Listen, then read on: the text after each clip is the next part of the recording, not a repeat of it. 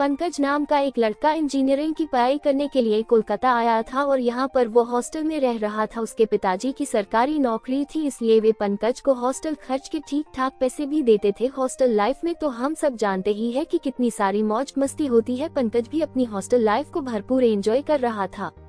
Hostel में आए पंकज को अभी 3 महीना ही हुआ था कि वो सिगरेट और शराब पीने लगा था। हॉस्टल में तो ये सब आम बात होती थी, क्योंकि उनके सारे दोस्त भी सिगरेट और शराब पीते थे। खासकर उनके हॉस्टल के सीनियर लड़के तो बहुत ही मौज मस्ती करते थे और खूब सिगरेट और शराब पीते थे। वो लोग हर रोज देर रात तक पार्टी करते थे। पंकज को ये सब अच्छा लगने लगा और ऐसे ही कॉलेज का 2 साल निकल गया। जब एग्जाम का रिजल्ट आया तो पंकज के नंबर बहुत ही कम थे। नंबर कम होने के कारण उसको पिताजी की डांट भी सुननी पड़ी।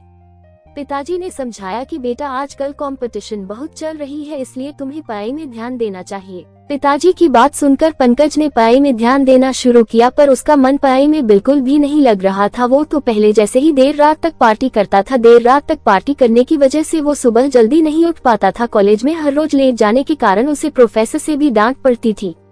एक दिन वो अपने दोस्तों के साथ रात को अपने घर से हॉस्टल के लिए वापस आ रहा था। रेलवे स्टेशन से निकलते ही उन्होंने ऑटो ढूंढना शुरू किया।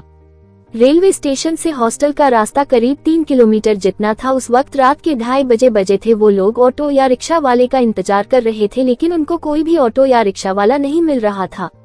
करीब 2 घंटे के इंतजार के बाद उन लोगों को एक ऑटो मिल गई। बहुत ज्यादा वक्त के बाद ऑटो मिली थी, इसलिए उन लोगों ने ऑटो वाले से मोल भाव भी नहीं किया था और बैठ गए थे। थोड़ा आगे जाते ही पंकज ने ऑटो वाले से पूछा कि आप इतनी देर रात को क्यों ऑटो चलाते हो? जहाँ तक मुझे पता है यहाँ पर कोई भी ऑटो वाला इतनी रात को नहीं मिलता है।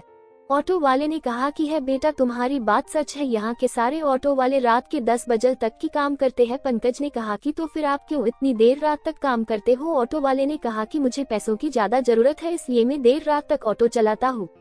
ऐसा करने से मुझे ज्यादा पैसे मिलते हैं और बच्चों की फीस भरने में ये पैसे काम आते हैं।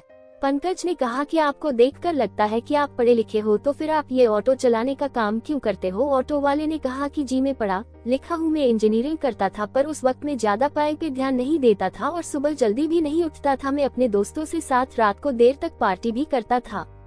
मुझे उस वक्त शराब पीने की आदत भी हो गई थी। इस वजह से मैं इंजीनियरिंग में फेल हुआ और इंजीनियरिंग पूरी करने का मन भी नहीं था, इसलिए छोड़ दिया और ये ऑटो चलाने का काम शुरू कर दिया। ये सब बातें सुनकर पंकज के और उनके दोस्तों के होश उड़ गए। उन लोगों ने उसी रात को फैसला किया कि हम सब आज से पढ़ाई में पूरा ध्यान देंगे और देर रात तक पार्टी भी नहीं करेंगे। इस ऑटो वाले की कहानी सुनकर पंकज और उनके दोस्तों में काफी बदलाव आ गया। हमें हमारा लक्ष्य कभी भी नहीं भूलना चाहिए। अगर हम पढ़ाई करते हैं तो फिर हमें पूरा ध्यान सिर्फ पढ़ाई में ही देना चाहिए, ताकि बाद में हमें इस ऑटो वाले की तरह पछताना ना पड़े। हमारा लक्ष्य हमें हर हाल में पूरा करना चाहिए।